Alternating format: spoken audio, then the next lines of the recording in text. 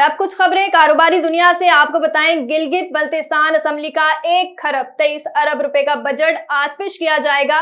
गैर तरक्याती बजट का हुजम 90 अरब होगा, जबकि तरक्याती बजट 21 अरब, जिसमें से 1 अरब एफाद के रखे गए हैं। जबकि ग्रेड 1 से 17 तक के मुलाजमीन की तनख्वाहों में 25% इजाफा करने की तजवीज़ है, जबकि ग्रेड 18 से और उससे ऊपर के मुलाजमीन की तनख्वाहों में 20% इजाफा किया जाएगा।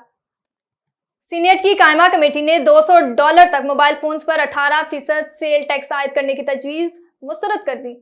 सलीम मांडवी वाला की जेर सदारत सीनेट कायम कमेटी खजाना का इजलास हुआ, जिसमें कंपनी ने $200 तक मोबाइल फोन्स पर 18% सेल टैक्स आयद करने की तजवीज़ मुस्तरद कर दी।